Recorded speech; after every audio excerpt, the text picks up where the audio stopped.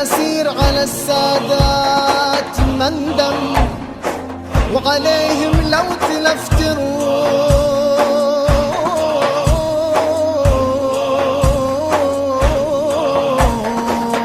مندم. علي الخوض الميمون بالدم وفتح خيبر ودحى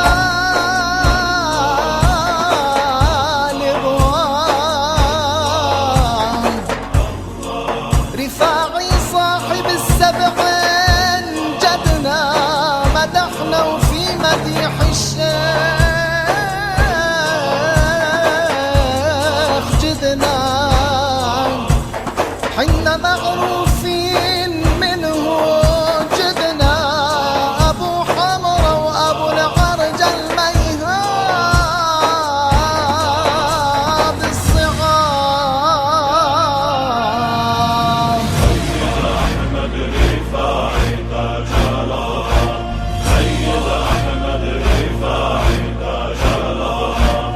أسد يوم الإملاق ما رد الشاب، أسد يوم الإملاق ما رد الشاب. سيد أحمد رفاعي تاج الأبطال، سيد أحمد رفاعي تاج الأبطال. آپ کی خدمت میں پیش کر رہے ہیں محمد کیف باؤنٹیر کی جانب سے مولوی.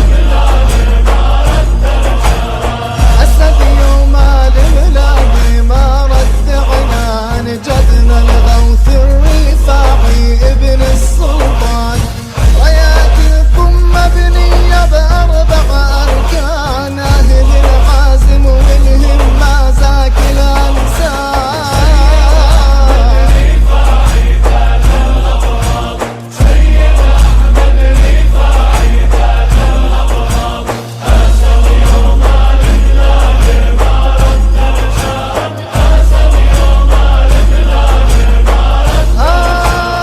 منه مثلك يا شيخي هذه الأيام، منه يا أحمد عين وعالظلمة تنام.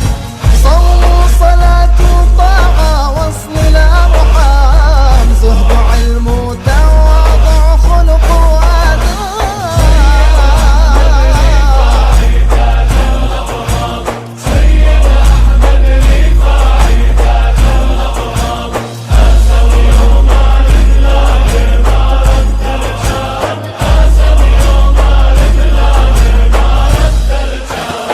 سيدي الرفاعي مداحك صاح، هذا الجفا مو عادتكم يا الصلاح. كل من تلسم بكم حمد ومطاح، واللي يلوذ بحبكم والله ما خاف. آپ کی خدمت میں پیش کر رہے ہیں محمد کیف باؤنٹیر کی جانب سے مولوی.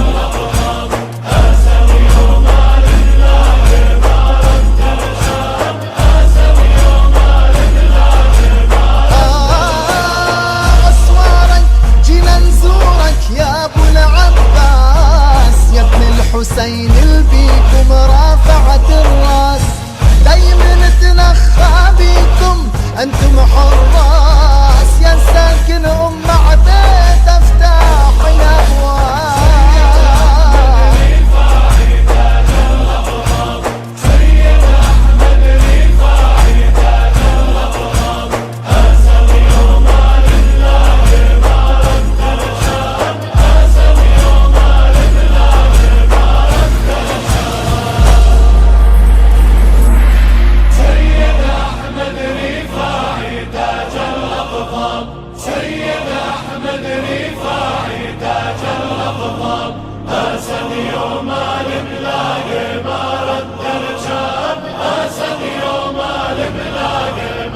آپ کی خدمت میں پیش کر رہے ہیں محمد کیف باؤنٹیر کی جانب سے مولوی.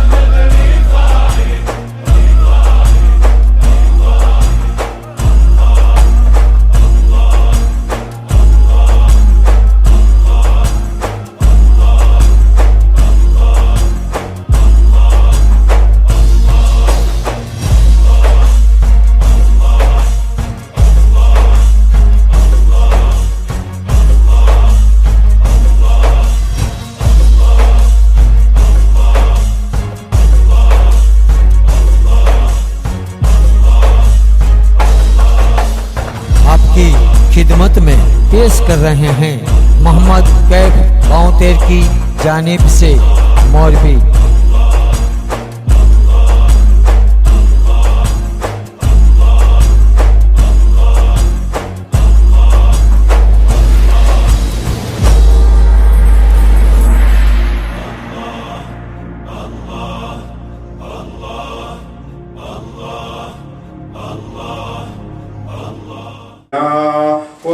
وشفيع عند ربنا سيدنا محمد صلى الله عليه وسلم سيدنا أمير المؤمنين إمام الأولياء علي رضي الله عنه سيدنا إمامنا حسن رضي الله عنه سيدنا القطب أبو محمد جابر رضي الله عنه سيدنا القطب الكمال السيد الغزواني رضي الله عنه سيدنا القطب محمد فتح السعود رضي الله عنه سيدنا القطب الصدر رضي الله عنه سيدنا القطب أبو محمد سعيد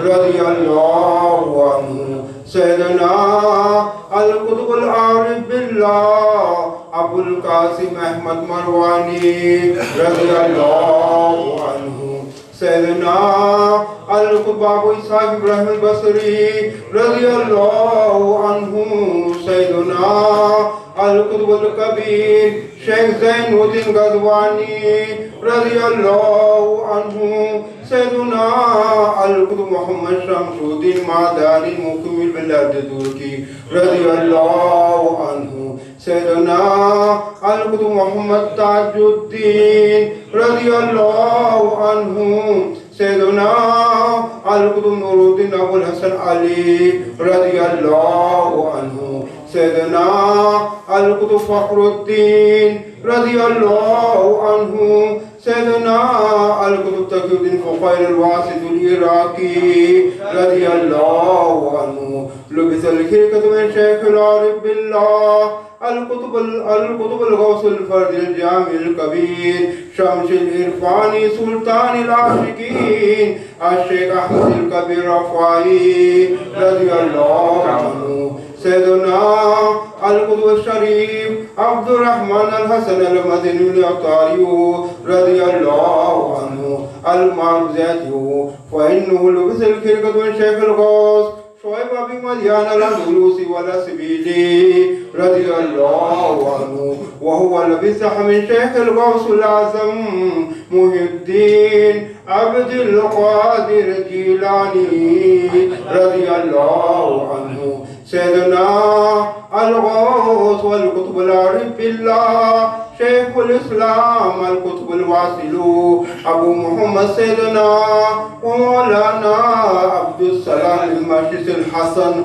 رضي الله عنه سيدنا القطب شيخ الإسلام القطب الكامل العارف بالله ولي الله الشيخ أبو الحسن شاذلي رضي الله عنه المعروف بزين صوفة الإسكندرية سيدنا القطب أبو العباس المرسي رضي الله عنه سيدنا القطب ياقوت العرش رضي الله عنه سيدنا القطب أحمد بن عطا الإسكندري رضي الله عنه سيدنا القطب الكامل العارف داود بن باخر رضي الله عنه سيدنا القطب محمد بن الصفا رضي الله عنه سيدنا القطب نور العارفين علي بن وفا رضي الله عنه سيدنا القطب شيخ الحديث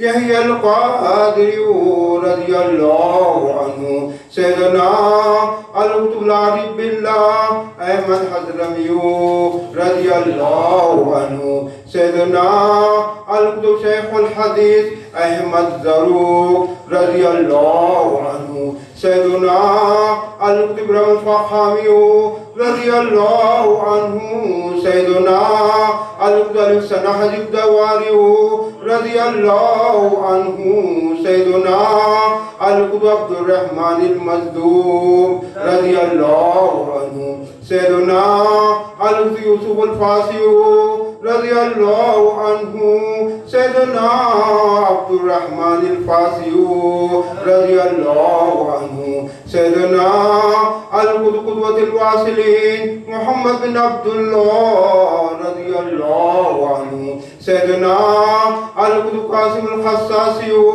رضي الله عنه سيدنا القدوة شيخ العارفين أحمد بن عبد الله الفاسي رضي الله عنه سيدنا القدوة بن عبد الله رضي الله عنه سيدنا القدوة شيخ الكامل للجمل الإمراني رضي الله عنه سيدنا القدوة العربي بن أحمد الركاوي رضي الله عنه سيدنا القدوة محمد بن عبد القادر باشا رضي الله عنه سيدنا القدوة محمد بن قدور الوكيل رضي الله عنه سيدنا القدوة محمد بن عبد البو يزيد رضي الله عنه سيدنا القطب العارف بالله شيخ الحديث محمد بن يلس رضي الله عنه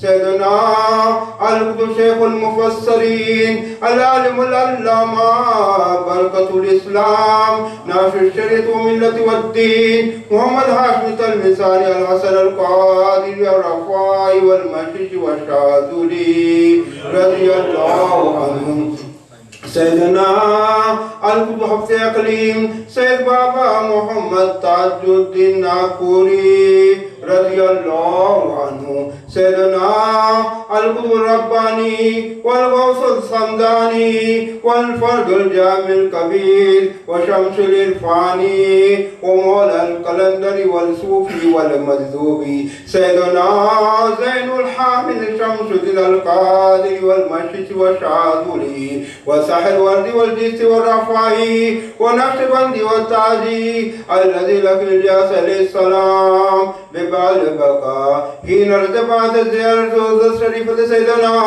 محمد صلى الله عليه وسلم وفي هذه الملاقات الأرض للجاس عليه السلام على شيخ الأسرار علم الملكوت واللاهوت سيدنا الولد المشرف من أولاد علي والغوث رضي الله عنهما وبكرامة حاجة معين الدين أجميري رضي الله عنه وواكب العلم الأسرار وصاحب الوقار هذا سيدنا ومولانا أبو الحسن محب الله الحسني والحسيني والقاضي والرفاعي والشاذلي والألواني والجيس والتاج الفناني مدد له دامت بركاته مادمة السماء والأرض قال الله تعالى في قدسة المتحبون في جلال على منابر من نور يوم القيامة اللهم اجعلنا منهم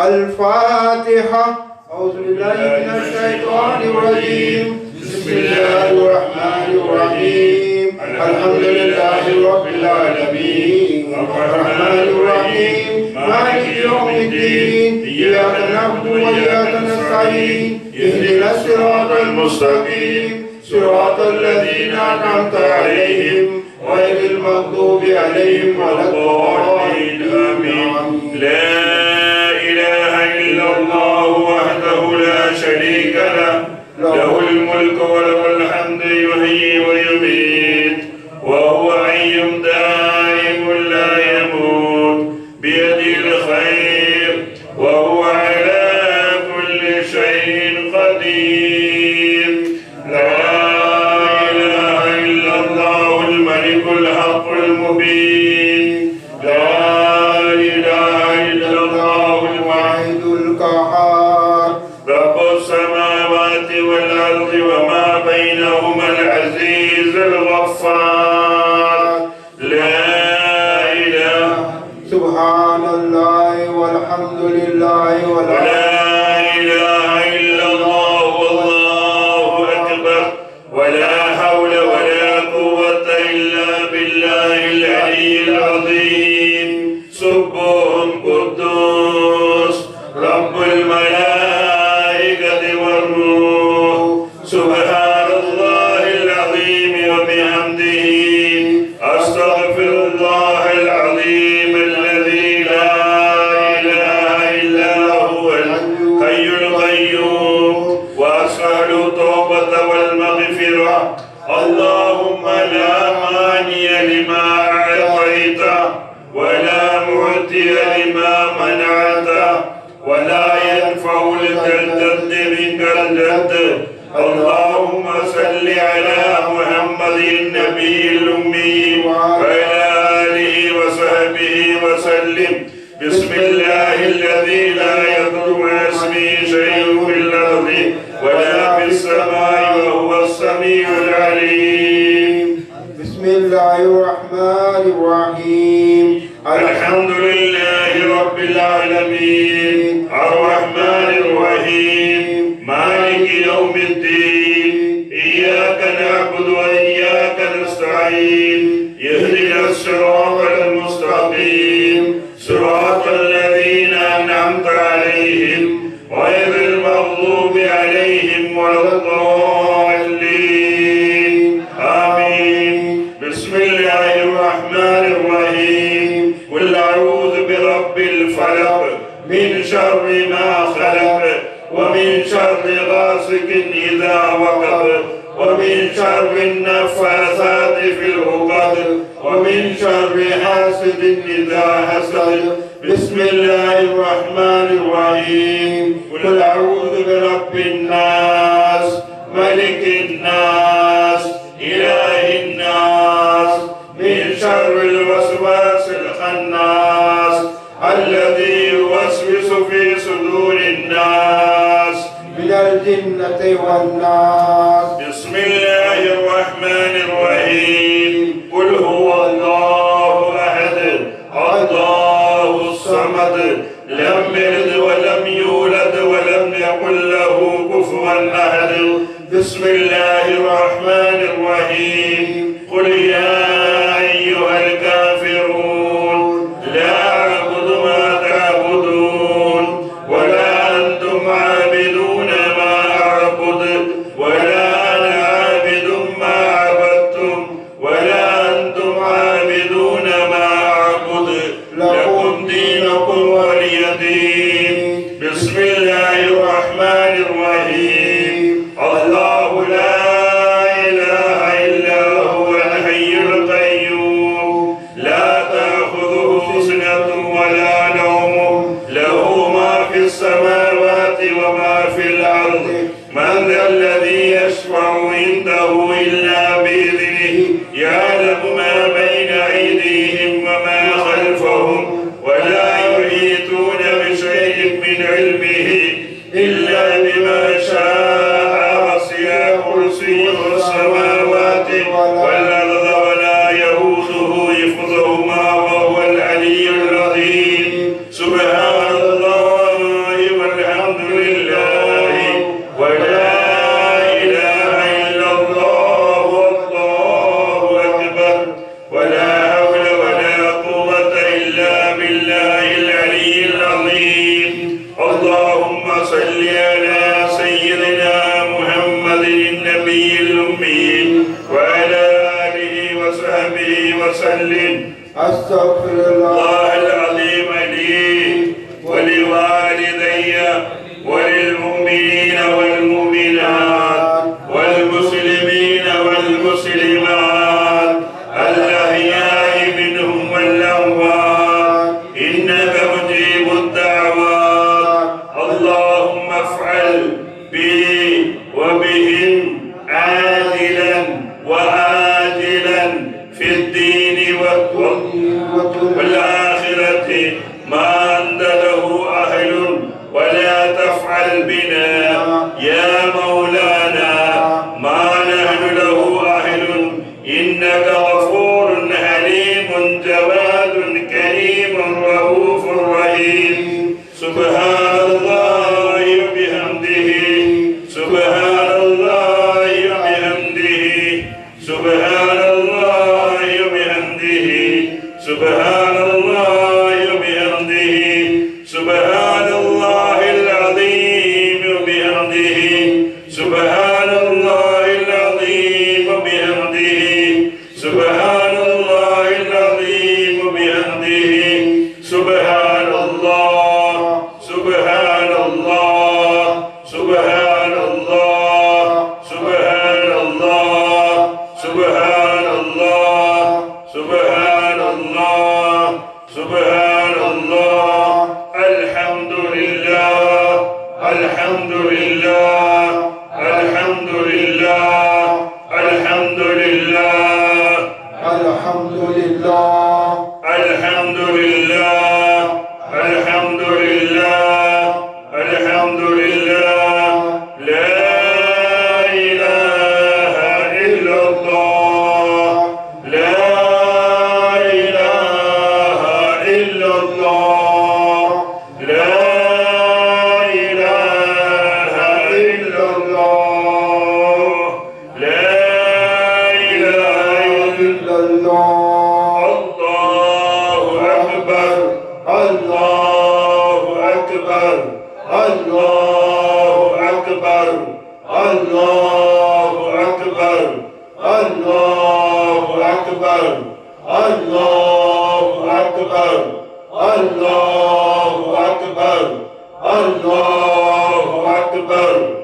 الله أكبر لا إله إلا الله وحده لا شريك له له الملك وله الحمد وهو على كل شيء قدير لا إله إلا الله وحده لا شريك له له الملك وله الحمد وهو على كل شيء قدير لا إله إلا الله وحده لا شريك له له الملك وله الحمد وهو على كل شيء قدير بسم الله الرحمن الرحيم الحمد لله رب العالمين اللهم صل على محمد وعلى آل محمد آمين. اللهم يا واجب الوجود آمين. ويا واهب الخير والجود آمين. حفظ علينا أنوار رحمتك ويسر لنا الوصول إلى كمال معرفتك آمين. سبحانك لا علم لنا إلا ما علمتنا ولا معرفة إلا ما ألهمتنا إنك أنت العليم الحكيم اللهم إنا نسألك من العصمة دوامها ومن النعمة تمامها ومن العافية وصولها ومن الرحمة شمولها ومن العيش أرغدا ومن الأمر أسعدا ومن الرزق أوسعا ومن الوقت أطيبا ومن الفضل أعظما ومن اللطف أنفعا ومن الإنعام أعمه ومن الإحسان أتمه اللهم كن لنا يا جبار ولا تكن علينا اللهم اكتب بالسعادة أرجالنا وحقق بزيادة أعمالنا واقرن بالعافية هدوا وأمالنا وجلل معرفتك ورحمتك مسيرا ومالنا اسبب سجال عفوك على ذنوبنا ومن علينا بإصلاح عيوبنا. اللهم اجعل التقوى زادنا، اللهم اجعل التقوى زادنا، وفي دينك اتحادنا، فإن عليك توكلنا واعتمادنا، وثبتنا على نهج الاستقامة، وأعذنا من موجبات الندامة يوم القيامة.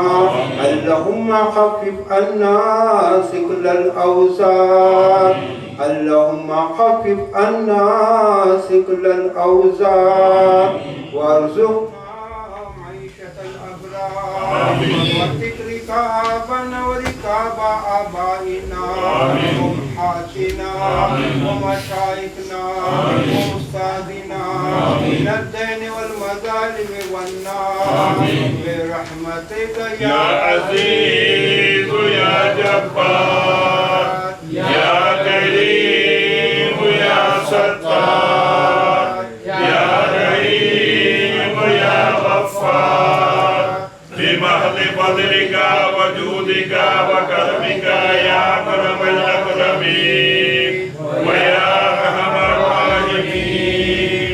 وصلى الله على سيدنا محمد وآله وصحبه أجمعين، والحمد لله رب العالمين. آمين.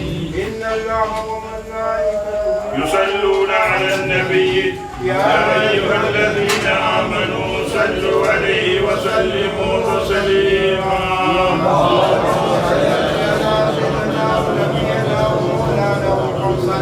وعلى آل سيدنا ونبينا ومولانا محمد وبارك وسلم صلاة وسلاما عليك يا رسول الله.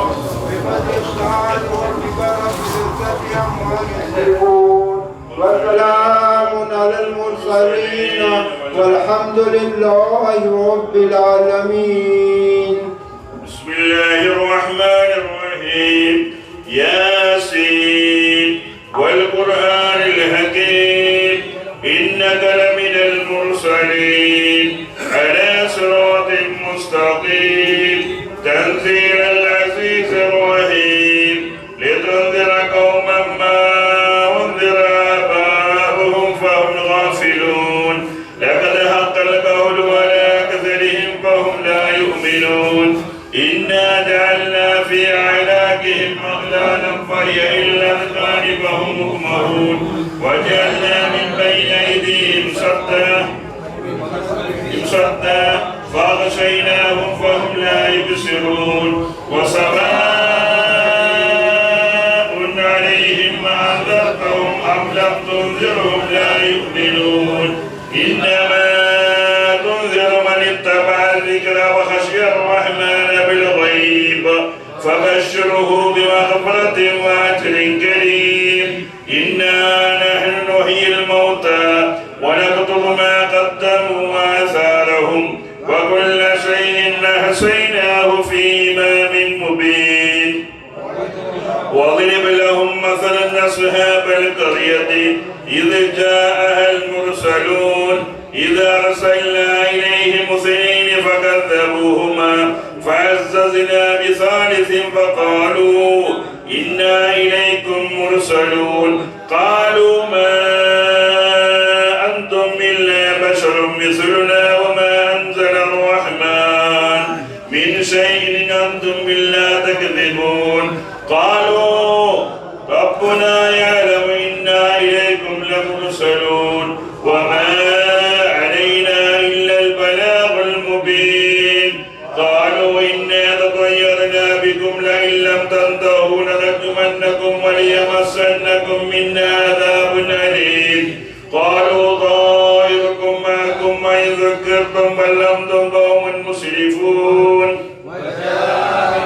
المدينة تدعوهم يسعى قال يا قوم اتبعوا المرسلين اتبعوا من لا يسألكم أجرا وهم مهتدون. وما لي لا أعبد الذي فطرني وإليه ترجعون. أتخذ من دونه آلهة يرضي الرحمن بضر لا تغني عني شفاعتهم شيئا ولا ينقذون. إني إذا لفي ضلال مبين.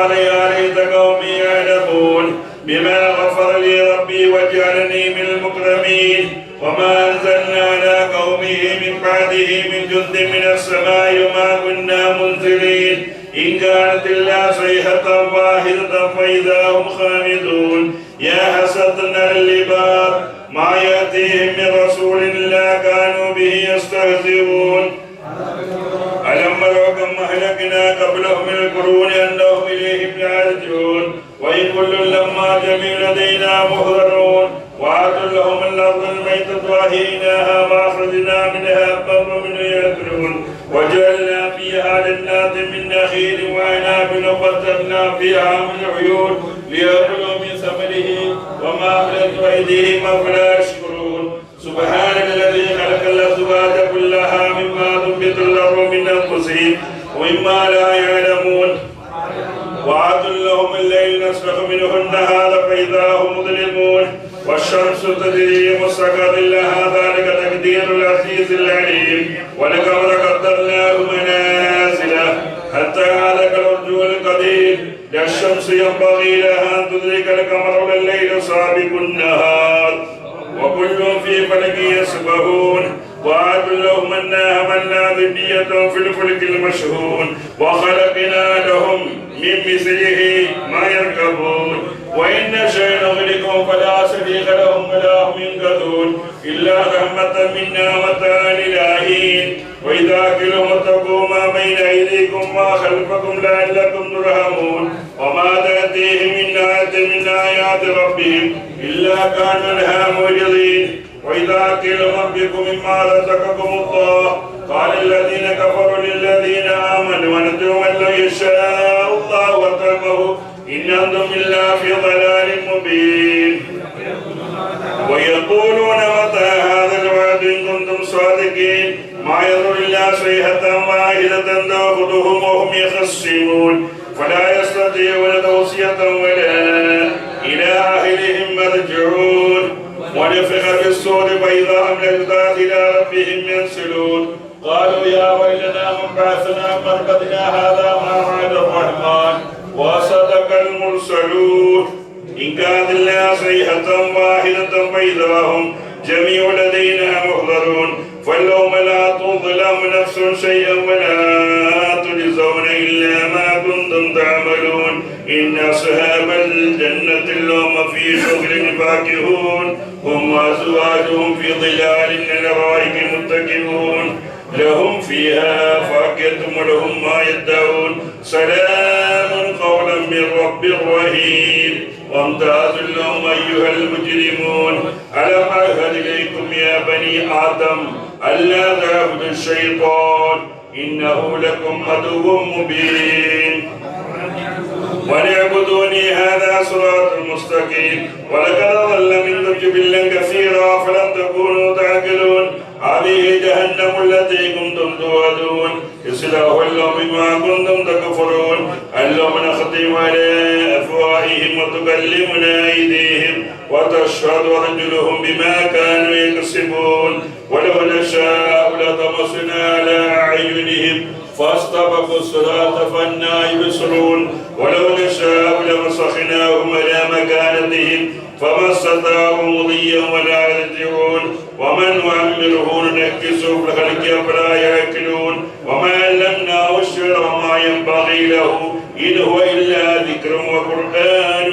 مبين لينذر من كان حيا ويحق القول الكافرين أولم يروا أنا خلقنا له مما عملت أيدينا أنعاما فهم لها مالكون وذللناها لهم فمنها ركوبهم ومنها يأكلون ولهم فيها منافع ومشارب فلا يشكرون واتخذوا من دون الله آلهة لعلهم ينصرون لا يستطيعون نصرهم وهم لهم جند مهضرون فلا يحزنك قول منا نعلم ما يسرون وما يعلنون أولم يرى الإنسان أنا خلقناه من نطفة بيضاء وخصيم مبين وضرب لنا مثلا ونسي خلقه قال من يحيي العظام وهي رميم قل يحيي الذي أنشأها أول مرة وهو بكل خلق عليم الذي جعل لكم من الشجر الأخضر نارا فإذا أنتم منه توقدون أوليس الذي خلق السماوات والأرض بقادر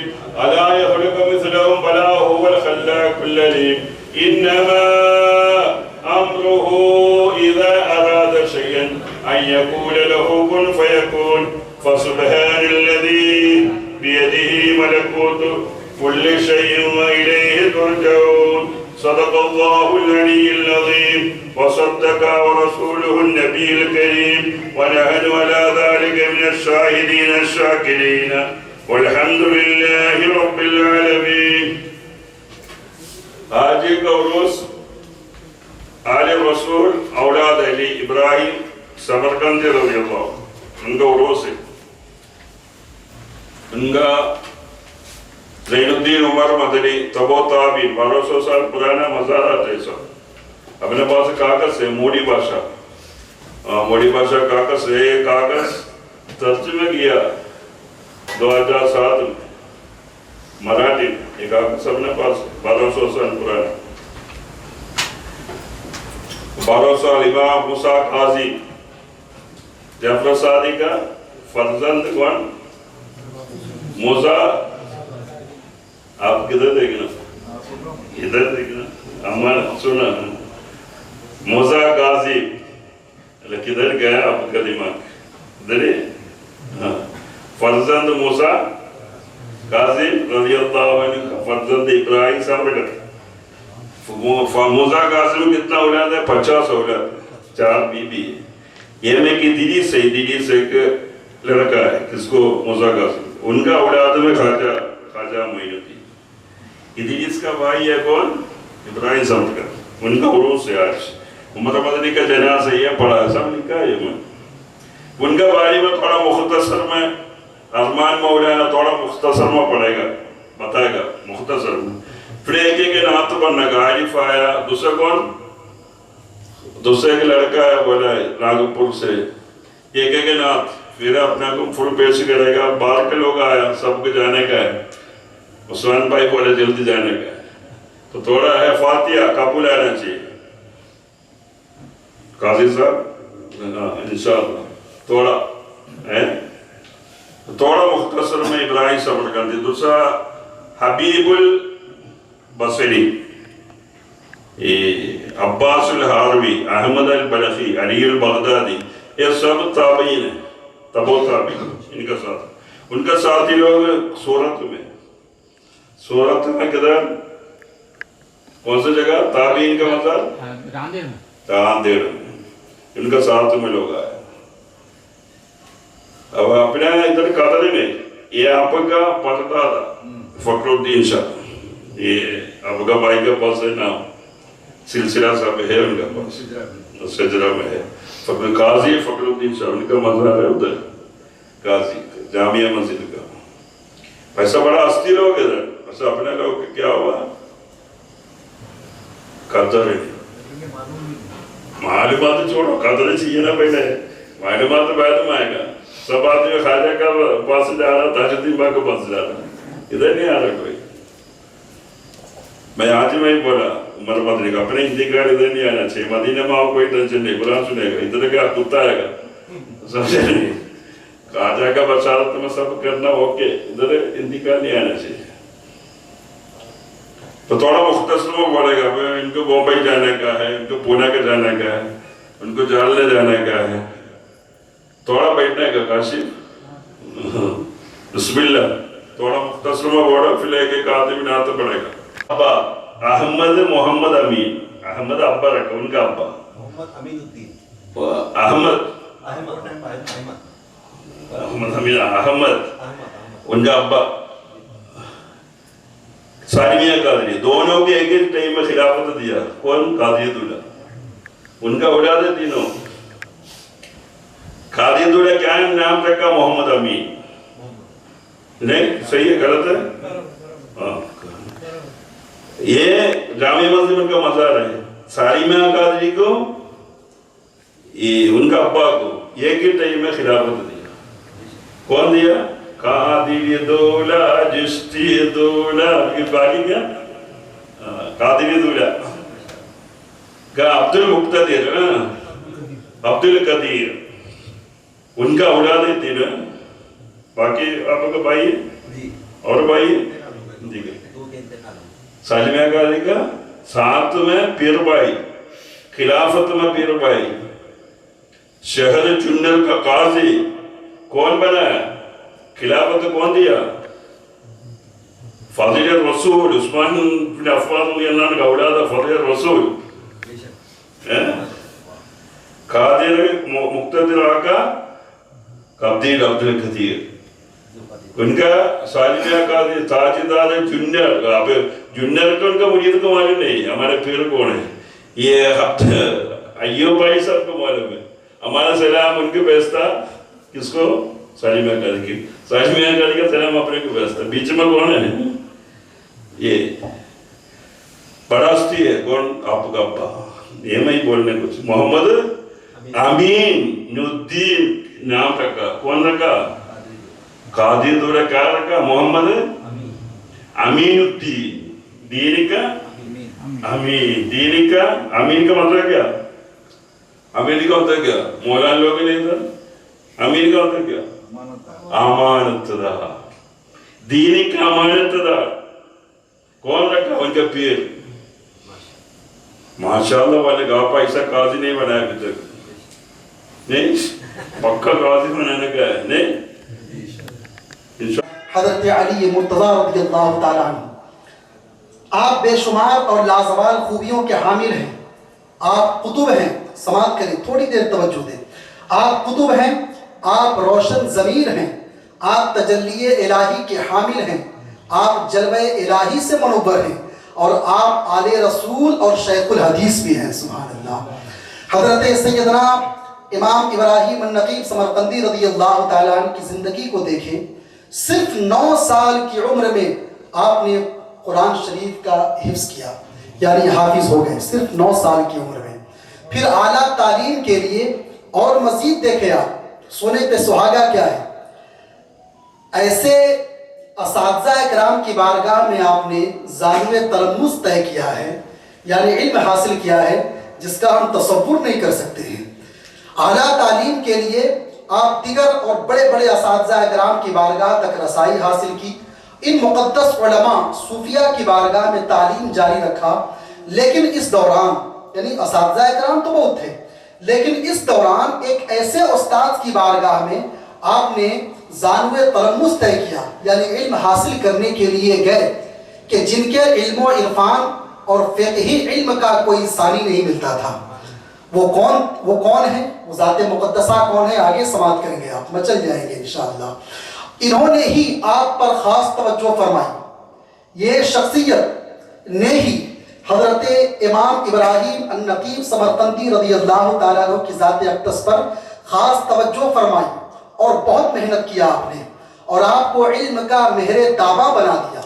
اس شخصیت کا نام وقت کے جید عالم دین, لازوال فقیہ, یکتائے زمانہ امام, عالم ربانی, فقیہ لاسانی.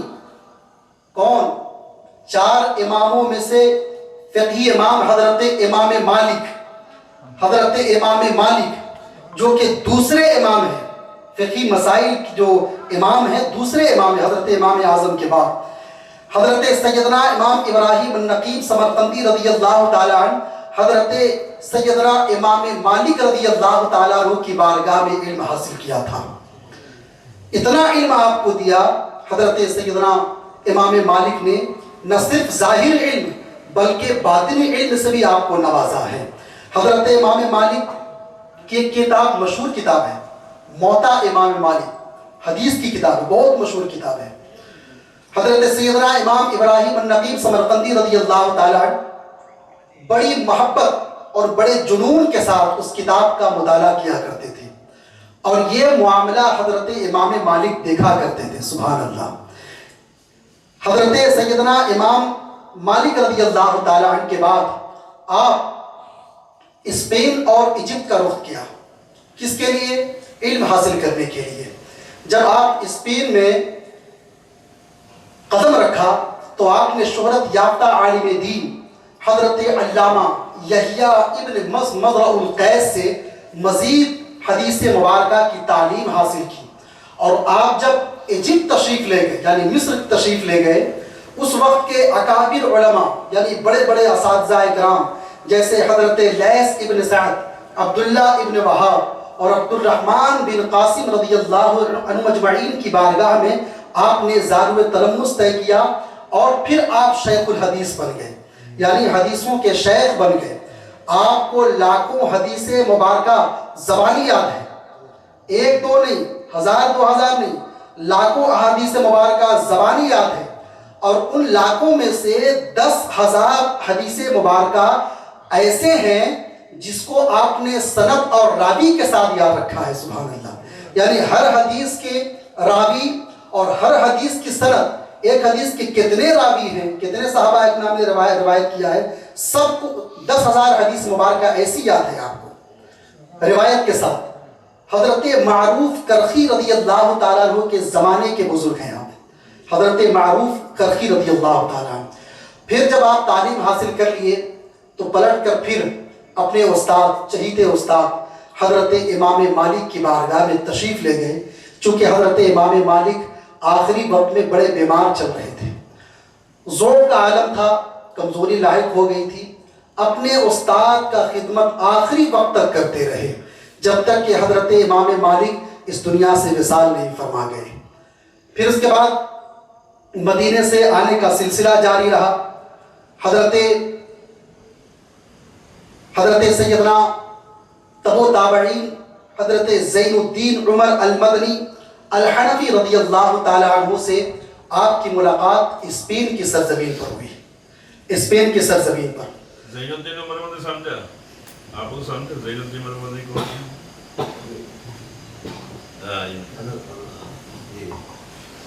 تو جب آپ اسپین تشریف لے گئے، آپ لوگوں کی توجہ ہے نا، بات سمجھ میں آ رہی نا؟ ہاں بالکل سادہ انداز میں ہے۔ جب حضرت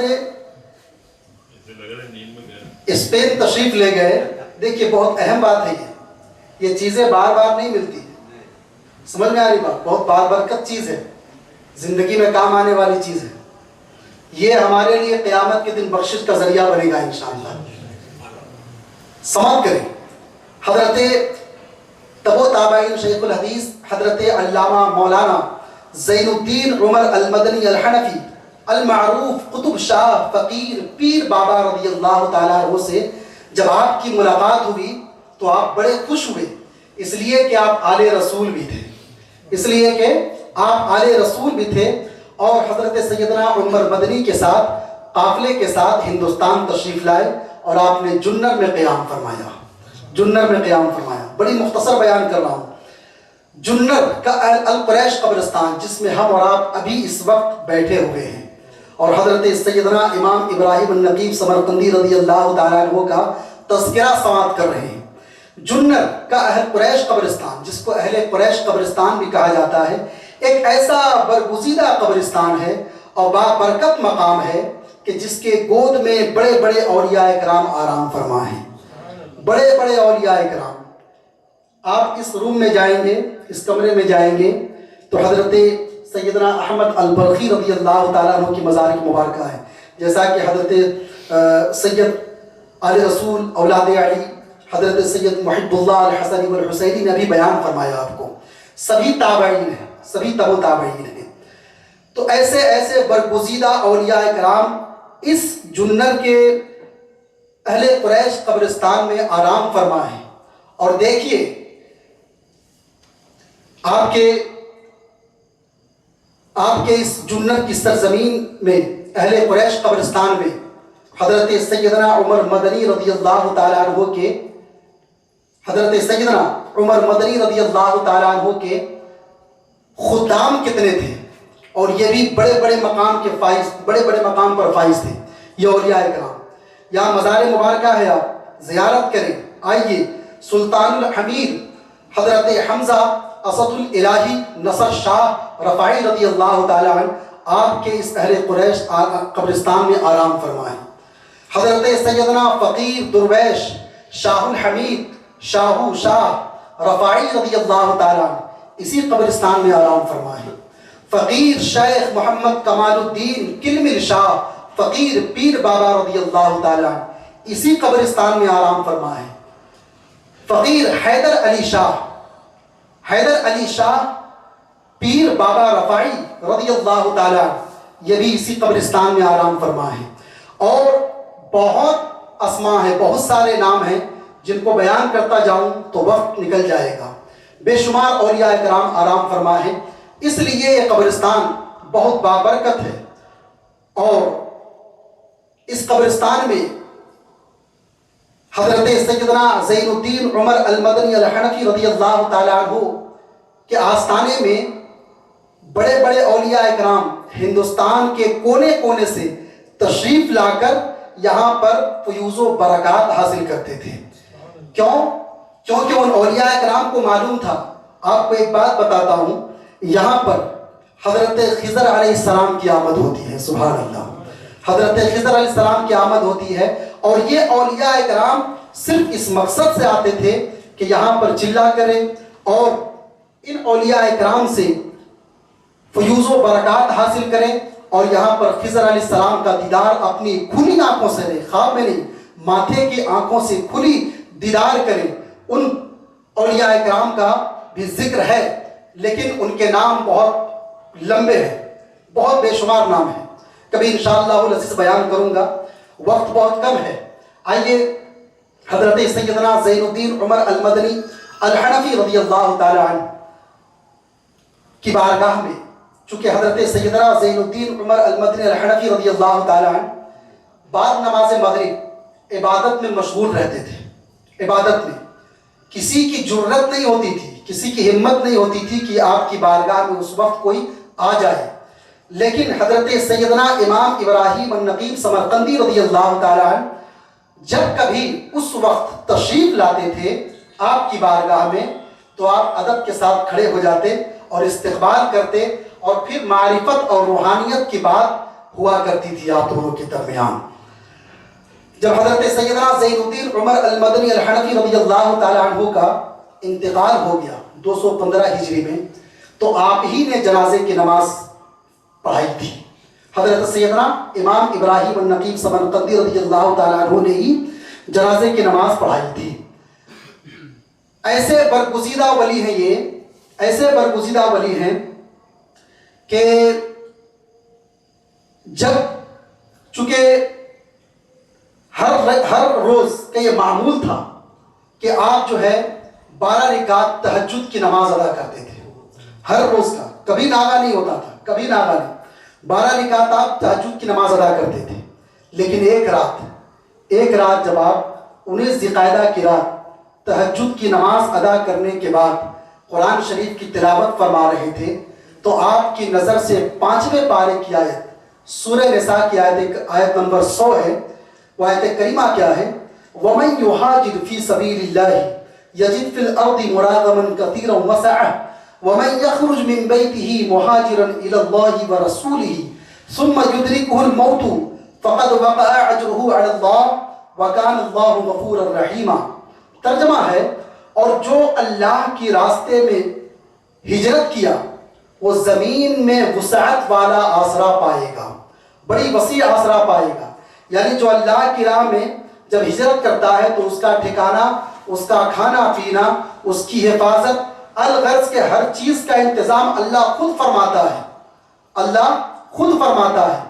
جب یہ آیت کریمہ آپ نے تلاوت فرمائی تو آپ کی کیفیت میں تبدیلی آ گئی، عجیب کیفیت آ گئی.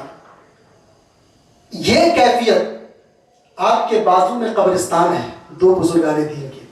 ایک کا نام حضرت شیخ علی البغدادی ہے اور دوسرے کا نام حضرت احمد البلخی ہے. دیکھیے 2 بزرگان دین ہیں. جب آپ کے چہرے کی طرف دیکھتے ہیں تو سوال کرتے ہیں کہ حضور یہ کون سا مقام ہے؟ یہ روحانیت میں پوچھ رہے ہیں. جب آیت کریمہ کی تلاوت فرمائی تو کیفیت میں تبدیلی آ گئی. روحانیت میں بڑے مقام پر جب پہنچے تو پوچھتے ہیں کہ حضور یہ کون سا مقام ہے اور یہ کون سے مقام کی کیفیت ہے؟ تو حضرت سیدنا امام ابراہیم النقیب سمرقندی رضی اللہ تعالیٰ عنہ اسی آیت کریمہ کی تلاوت کر کے آپ کو سنا دیا. تو اسی وقت وہ دونوں حضرات، وہ دونوں بزرگان دین آپ کے چہرے پر دیدار الہی کے آثار دیکھا اور سمجھ گئے کہ اب یہ آخری وقت ہے۔ حضرت سیدنا امام ابراہیم النقی سمرقندی رضی اللہ تعالیٰ عنہ 2 ذی الحجہ 221 ہجری کو داعیِ اجل کو لبیک کہا اور آپ وصال فرما گئے۔ انا للہ و انا الیہ راجعون۔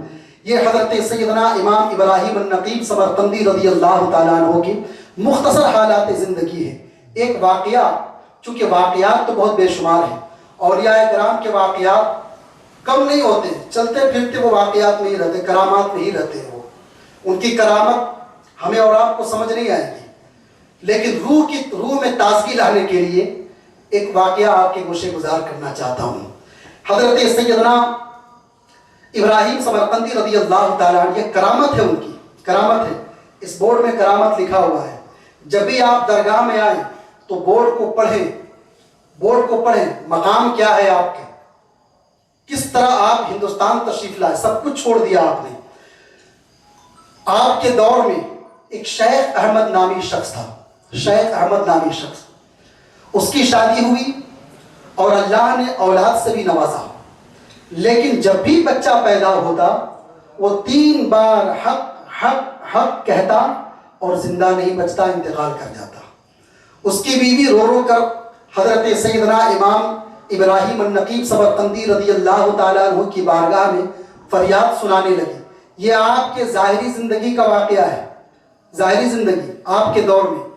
جب اس کی بیوی رونے لگی، فریاد سنانے لگی، تو حضرت سیدنا امام ابراہیم النقی سمرقندی رضی اللہ تعالیٰ عنہ نے کہا کہ جاؤ، رو مت، اب جو تمہارے یہاں بچہ پیدا ہوگا وہ زندہ رہے گا، تمہارے یہاں جو بچہ پیدا ہوگا وہ زندہ رہے گا۔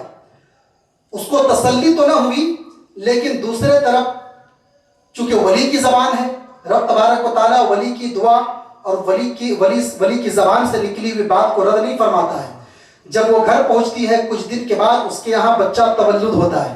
بچہ جب پیدا ہوتا ہے تو 3 بار حق حق تو کہتا ہے، لیکن اس بار مرتا نہیں بلکہ زندگی پا جاتا ہے، سبحان اللہ، بلکہ زندگی پا جاتے ہیں۔ امام ابراہیم سمرقندی رضی اللہ تعالیٰ یوں نقشہ کھینچ رہے ہیں، سماعت کریں کہ خودی کو کر دیا جس نے فنا، اللہ کی خاطر خودی کو کر دیا جس نے فنا، اللہ کی خاطر بقائے حق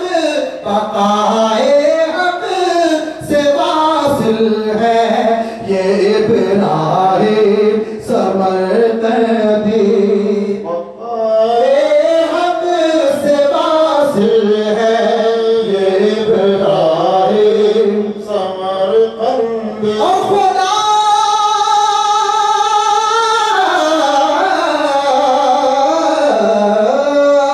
کہ خدا شاہد احادیث کثیرہ کے بھی حافظ ہیں۔ لاکھوں احادیث مبارکہ زبانی یاد ہے، ابھی آپ نے سماعت کی، شاید نقشہ کھینچ رہا ہے کہ خدا شاہد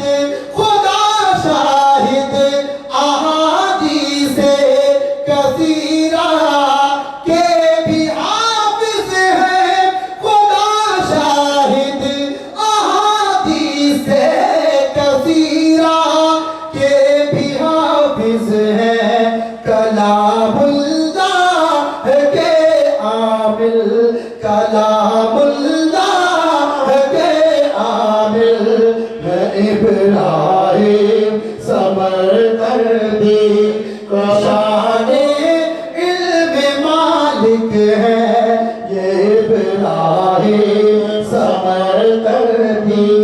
حضرت امام مالک کے شاگرد خاص ہیں، اس طرح آپ حضرت امام مالک کے علم کے نشان ہیں۔ آپ سماعت کریں کہ نشان علم مالک ہے یہ ابراہیم سمرقندی،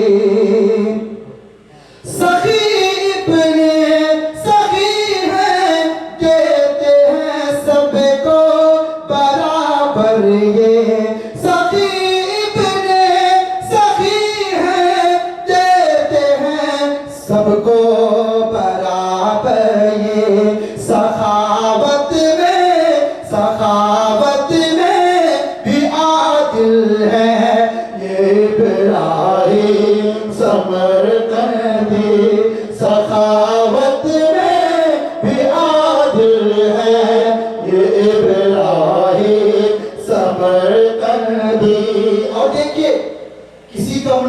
اور رہتا ہے. کسی کی منزل مختلف منزل ہو سکتی ہے. کسی کی منزل دولت پانا ہو, کسی کی منزل شہرت پانا ہو, کسی کی منزل اور مقام و مرتبہ پانا ہو, لیکن ایک عاشق کی منزل کیا ہوتی ہے جس کو ہدایت مل جاتی ہے. سماعت کریں. ٹھکانہ مل گیا اس کو پڑی چشمے کرم جس پر, ٹھکانہ مل گیا اس کو پڑی چشمے کرم جس پر, کہ ٹھکانہ مل گیا اس کو پڑی چشمے کرم جس پر, پڑی چشمے کرم جس پر, ہدایت کی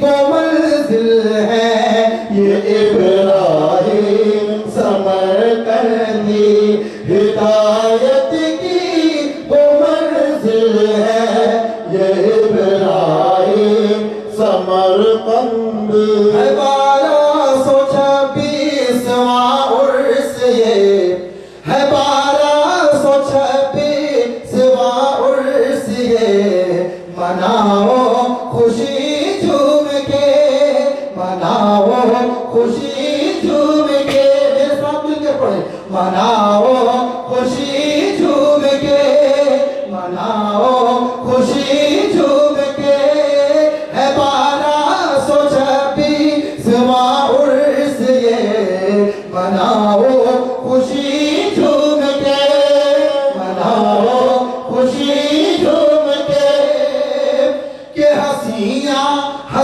ہے سماج دیکھو جدھر بھی, خوشی میں یہ کہتے ہیں شجر و حجر بھی, ہنسی ہے سماج دیکھو جدھر بھی, خوشی میں یہ کہتے ہیں شجر و حجر بھی, کہ بٹتے ہیں دونوں جہاں کے ثمر بھی, کہ بٹتے ہیں دونوں جہاں کے ثمر بھی, جھکاؤ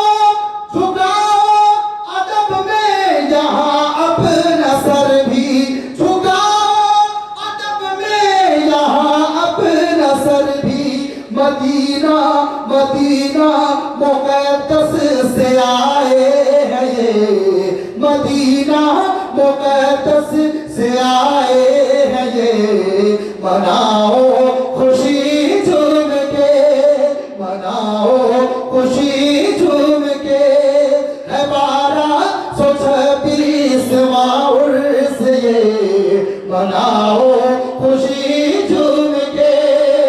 اور ایک شعر اولیاء اکرام کے حوالے سے پیش کر رہا ہوں, چونکہ اولیاء اکرام کی آمد یہاں ہوتی تھی اور آج بھی ہوتی ہے, فیوز و برکات حاصل کرنے کے لیے, حضرت خضر علیہ السلام کا دیدار کرنے کے لیے. سماعت کریں. یہ تسلسل نیا نہیں ہے, پرانا ہے, کہ جو ولیوں کا اس در پہ ہے آنا جانا, جو ولیوں کا اس در پہ ہے آنا جانا, تسلسل زیارت کا ہے یہ پرانا, جو ولیوں کا اس در پہ ہے آنا جانا, تسلسل زیارت کا ہے یہ پرانا, محبت میں ولیوں سے دل کا لگانا, محبت میں ولیوں سے دل کا لگانا, خدائی عطا ہے یہ نسبت کو پانا, خدائی عطا ہے یہ نسبت کو پانا. تو شہنشاہ ہیں یہ, شہنشاہ ہیں یہ سمرقند کے, شہنشاہ ہیں یہ سمرقند کے, مناؤ خوشی جھوم کے, مناؤ خوشی جھوم کے, ہے 1226واں عرس یہ, مناؤ خوشی جھوم کے. بڑی شان کے آپ مالک ہیں حضرت, بڑی شان کے آپ مالک ہیں حضرت, ہے مشہور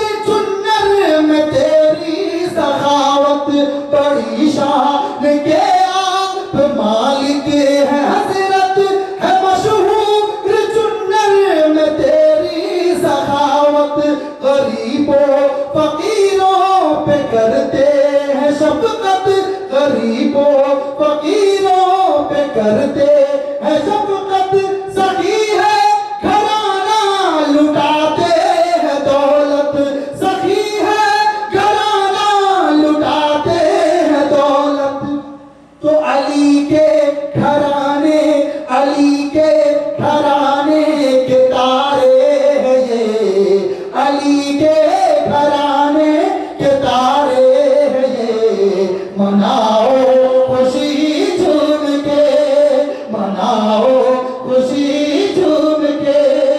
اور آخری شعر کہ زمانے میں ارمان کی ہے جو شہرت، عطائے سمرقند ہے اور عنایت، زمانے میں ارمان کی ہے جو شہرت، عطائے سمرقند ہے اور عنایت، یقین ہے مجھے کام آئے گی نسبت، یقین ہے مجھے کام آئے گی نسبت، تب و تابعی کی بروز قیامت، تب و تابعی کی بروز قیامت، خدا اور نبی سے، خدا اور نبی سے ملاتے ہیں یہ، خدا اور نبی سے ملاتے ہیں یہ، مناؤ خوشی جھوم کے، مناؤ خوشی جھوم کے، ہے 1226واں عرس یہ، مناؤ خوشی جھوم کے۔ لا کے کام کیا، یہ مصیبتی کام نہیں ہے، ہم کو نیت ہو گیا۔ میں آپ کا ان برائے سمرقندی کا سب مزار ڈھونڈ کر ان کی جنت ملے گا انشاءاللہ۔ دوسرا نیت ہے، اب ایک روز کا بعد مسئلہ میں یہ تصوروں کے لے کے آئے، بابا تاج الدین اور یہ دعا کیا، ان کو موبائل کو بتایا درگاہ نہیں بتایا، بتایا 10 درگاہ سے میں تصوروں کو لے کے آیا، ان کو صحت حافظ کے لیے دینے کا ہے، دو میں جواب صاحب بسم اللہ۔ الحمدللہ رب العالمین الرحمن الرحیم مالک یوم الدین، ایاک نعبد و ایاک نستعین، اهدنا الصراط المستقیم، صراط الذین انعمت علیہم غیر المغضوب علیہم ولا الضالین آمین۔ بسم اللہ الرحمن الرحیم، قل هو اللہ احد اللہ الصمد لم یلد ولم یولد ولم یکن له کفوا احد۔ بسم اللہ الرحمن الرحیم، قل هو اللہ احد اللہ الصمد لم یلد ولم یولد ولم یکن له کفوا احد۔ بسم اللہ الرحمن الرحیم، قل هو اللہ احد اللہ الصمد لم یلد ولم یولد ولم یکن له کفوا احد۔ بسم اللہ الرحمن الرحیم، قل اعوذ برب الفلق من شر ما خلق ومن شر غاسق اذا وقب ومن شر النفاثات في العقد ومن شر حاسد اذا حسد۔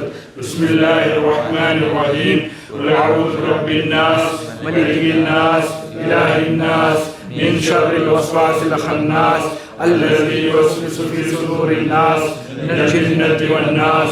الحمد لله رب العالمين، اللهم لك الحمد ولك الشكر، يا معبود يا كريم يا وهاب يا ستار يا مجيب يا الله۔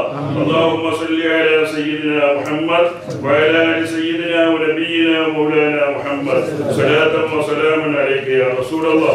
اللهم افتح لنا أبواب الخير وأبواب الرحمة وأبواب البركة وأبواب العافية وأبواب الراحة وأبواب السلامة وأبواب العزة وأبواب التوفيق يا رب العالمين۔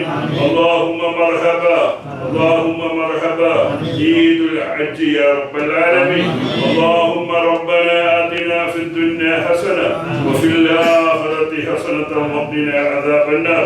اللهم اغفر لنا وارحمنا ولوالدينا ولمشايخنا ولمشايخنا ولأستاذنا ولأقاربنا ولأحبابنا ولأشاعرنا ولقبائلنا ولجيراننا ولمن أعاننا ولمن أوصانا من دعاء جميع أمة محمد صلى الله عليه وسلم وقنا وإياهم شر ما قضيت. اللهم آمين. إن الله وملائكته يصلون على النبي يا أيها الذين آمنوا صلوا عليه وسلموا تسليما. اللهم صل على سيدنا مولانا محمد وعلى آل سيدنا مولانا محمد وسلم. سلام وسلام عليك يا رسول الله بفضل سبحان ربك رب العزة عما يصفون وسلام على المرسلين والحمد لله. اللہ ان کا ساتھ میں کام کرنے کا نہیں، اپنے کا ساتھ آجمل سے مدد کرتا قرآن تک رہے. ان کو میں لے کے آیا ادھر بسم اللہ تبرک چپ چپ دیکھ چپ چپ اپنے کو مدد کرتا. ایسا ابھی ٹانکی بنانے کا ہے، بڑا ٹانکی انشاءاللہ سب کو اپنے کیا ہوا اپنا موتے کا بارے میں جا چاہیے بنا نہیں 100 کو نہیں دے 200 کو نہیں دے گیا انشاءاللہ. ابھی تمہارا نمبر آگے بسم اللہ بسم اللہ. ابھی ایوب بھائی بہت مدد کیا یہ کام کے لیے. ابھی کرکی کا ہے یہ بیٹا ہے بابا تھوڑا تبرک کا سب لینے کا پھر نماز پڑھنے کی پڑھنے والا پڑھو ساتھ میں تبرک لو ہے تبرک لو پھر نماز پڑھے گوزو بنانے والا پاتروں جانا والا. اللہم صلی علی محمد وعلی آلہ وصحبہ وسلم. سب بولیے اللہ سپورٹ کرے گا انشاءاللہ. شہر قاضی 3 قاضی آیا ابھی کدھر ہے؟ ادھر 3 قاضی ادھر بھی.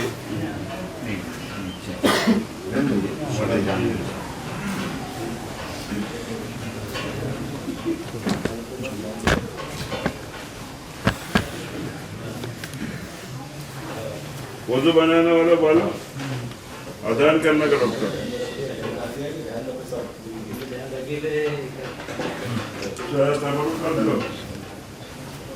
لے لو بھائی